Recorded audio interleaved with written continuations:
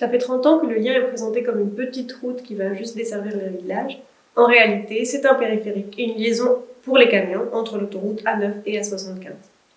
Dans la vidéo précédente, on vous a montré pourquoi ça ne réduirait pas les embouteillages. Donc on a cherché à comprendre à quoi elle va vraiment servir. Donc c'est une route en réalité pensée pour les camions. Alors déjà la desserte locale. Il y a une carrière, Lafarge, qui attend l'ouverture du lien pour réouvrir et qui a besoin de cette infrastructure. La carrière Lafarge, c'est 160 allers-retours de camions par jour minimum. Bon, plus le bruit et la pollution d'une carrière. Ainsi que toutes les zones commerciales qui vont se construire autour du lien. Donc celle dont on est sûr, c'est 70 hectares, il y en aura probablement plus à l'avenir. Donc ça veut dire aussi beaucoup de camions qui vont desservir ces zones commerciales. Mais surtout, c'est sur la desserte internationale. Montpellier est sur la ligne, la dorsale européenne de fret par camion de l'Europe. En fait.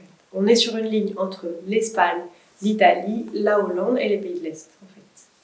Et ce périphérique va permettre de passer de l'A9 à l'A75 beaucoup plus facilement. Et l'A75, c'est l'autoroute préférée des camions parce qu'elle est gratuite.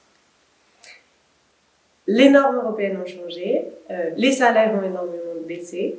Donc maintenant, l'économie d'échelle que peuvent faire les entreprises, c'est le salaire ne coûte presque plus rien, le gasoil c'est une donnée fixe, donc là où ils gagnent de l'argent, c'est sur les péages. Et c'est pour ça que l'A75 est très empruntée par les camions. Malgré les engagements sur la réduction des gaz à effet de serre, le transport par bateau-container et par camion est en train d'exploser dans le monde et l'Europe ne fait pas exception. Il faut imaginer que chaque container qui arrive par bateau se transforme une fois arrivé sur Terre en camion, puisqu'on n'a pas de solutions de fret qui sont développées. C'est quasiment 90% du transport de marchandises terrestres qui est fait par camion. C'est 373 milliards de tonnes-kilomètres qui circulent sur le territoire métropolitain. Un périphérique qui relie deux autoroutes, ça permet aussi d'installer des plateformes logistiques à des endroits stratégiques. Et c'est pour ça que ce même projet est présent à Nîmes, à Arles et à Avignon. En fait, là se dessine un plan à l'échelle de la région pour faciliter le transit par camion. Voici une carte du fret routier. Donc on voit que les camions qui sont en provenance des pays de l'Est en passant par l'Italie sont obligés de remonter jusqu'à Orange pour passer entre les deux autoroutes. Qu'au niveau de Arles, ils sont très ralentis par l'absence d'autoroute au milieu.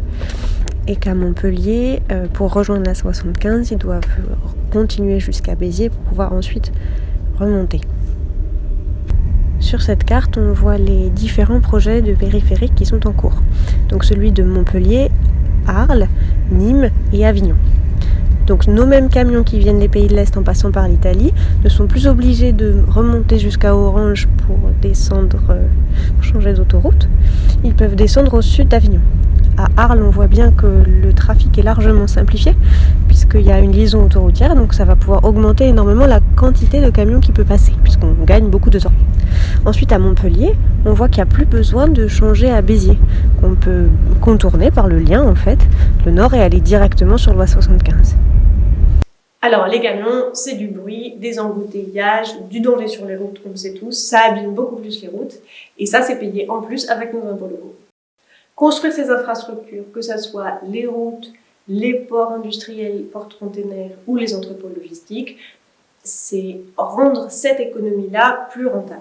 Donc tout l'argent qu'on va investir, ça va desservir les circuits courts et la production locale. Il ne faut pas se leurrer. Ce sont des infrastructures qui nous engagent sur le long terme et qui dessinent un modèle de société sur le long terme.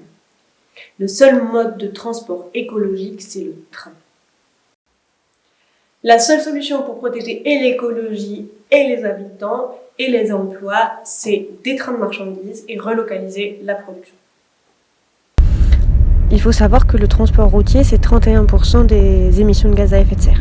Et ce sont les seules émissions qui ne descendent pas.